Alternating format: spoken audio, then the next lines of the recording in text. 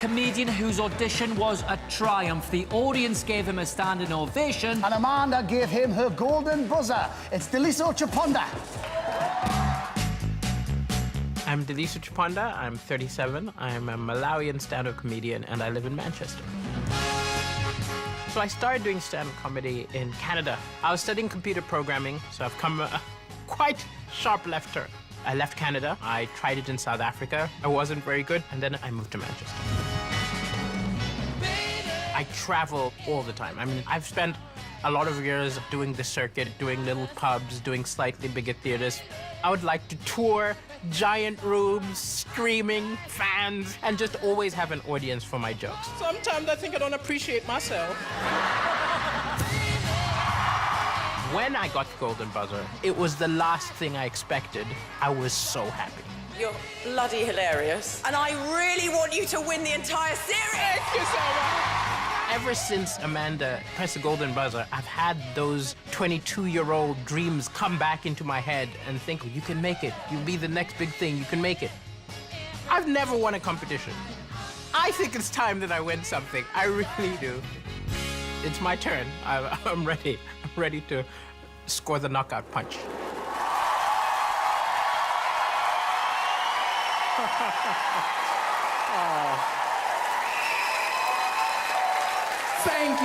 Thank you for that welcome, and thank you, Amanda, for pushing that buzzer. Ever since you did it, my life has been bonkers. People approaching me on the road saying, well done, but the most common question I get is, you're from where? Is it Mali, Maui? It's Malawi. And if any of you don't know where that is, it's where Madonna adopted all the babies from. That's us. Yeah, you're jealous. I do miss my little brother.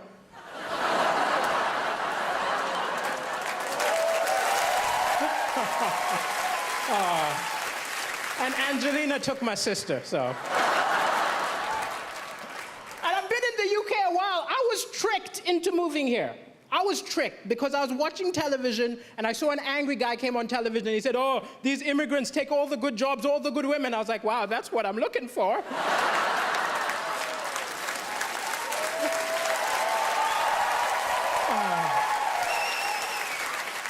Sometimes comedy, it's hard to laugh sometimes because the news is full of depressing stuff.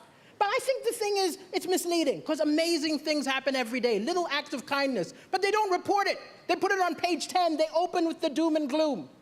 If the BBC News was a mate of yours, you'd never go over. Look, I'm not going to that depressing barbecue. I'm gonna hang out with Cartoon Network. But it's an amazing time to be alive. People say stuff like, I miss the good old days. The good old days were terrible. We've got amazing stuff. We've got Wi-Fi. Yeah. We've got rights. Women can vote. Yeah. I'm black. 200 years ago, this would have been an auction.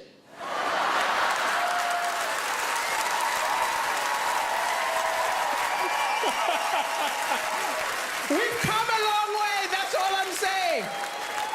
But even with the doom and gloom, the Malawian press is a lot worse than your press here. I'll tell you. Like, I did the first ever comedy show in Malawi, which isn't an accomplishment. I'm the only stand-up comedian, right? And I called the local press and said, send a reporter. The editor said, why don't you write the review yourself? Huh?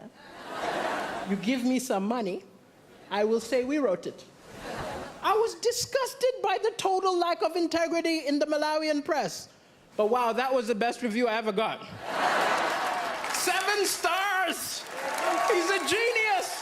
The African Michael McIntyre! But it's crazy I'm on television right now because my ex always felt I wasn't ambitious enough. She always used to be like, you're a comedian, come on, be more ambitious. I said, hey, I'm happy. She said, you're not happy. I said, I think I'm happy. She said, no, be more ambitious. I did not sign up for somebody who's going nowhere. I snapped. I told her, look, you knew I wasn't ambitious the day we met. Of all the women in the bar, I approached you.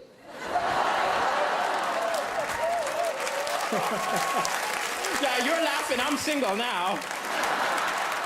And I am looking for love, I'll admit. I'm looking for love, you know, gotta get that citizenship, you know. But it's hard to date on a budget. I remember going for a date, and the woman made a lot more money than me, which isn't a problem. We're in the 21st century, but I was ashamed. I remember the waiter came up, assumed I was going to pay. Put the bill in front of me, I had to go, I'll get the next one. I felt so pathetic watching her pay.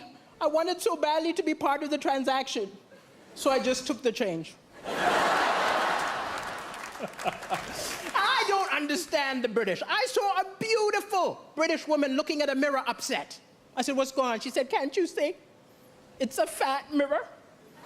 I said, what do you mean the mirror's fat? She said, this mirror makes me look fatter than I really am. I said, wow, I think my eyes have the same problem.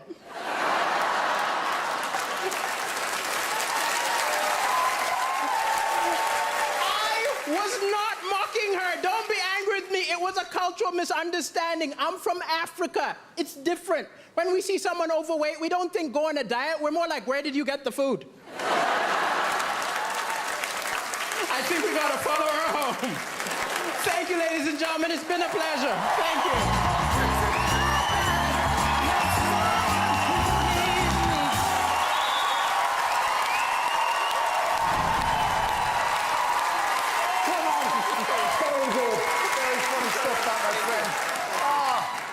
Amanda, are you proud? Deliso, I love you. I'm so thrilled. I have to say, I think that's even better than the first time we saw you. What I love about you,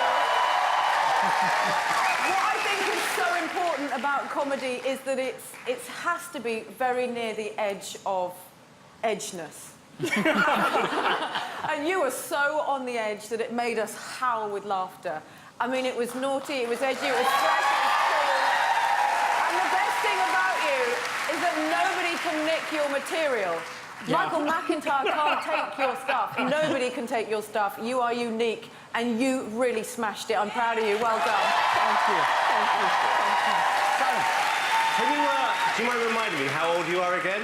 I'm 37. 37. You look good. I have to tell you something. You are one of the funniest people we've ever had on this show. I love the fact you are so fantastically non-PC. Yes!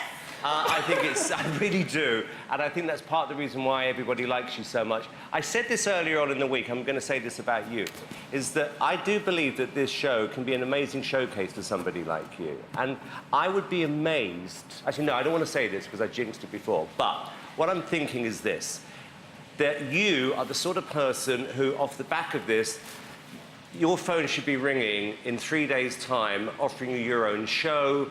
You should be on TV more often.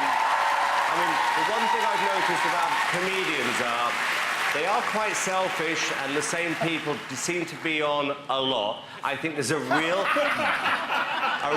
gap in the market for you, and it's your personality, your sense of fun, which I believe is going to put you in the final tomorrow, and you deserve it. I second that. I pray people pick up the phone and put you in the final. When you were on the first time round, Jack Whitehall called me and said he used to do gigs with you back in the day, and I said, why isn't he the biggest comedy star in the country? He said, he's never been given the right break. Well, tonight is the right break. You're going to be a superstar. You make uncomfortable topics funny, and you made us ugly laugh. Like, no woman wants to do that. We were howling. You're brilliant. Well done, Delisa. Thank you, judges. Well, doesn't get any better than that, does it? Not wonderful relief. Fabulous, fabulous. Well done, if you want to see Deliso, stay in the hub for the Royal Variety and come back here for the final. Call 0902 044 24 04 from a landline, from your mobile, call 644 24 04 or vote by the app. But not yet, voting doesn't start until the last act has been phoned. One more time, let's hear it for Deliso Chaponda!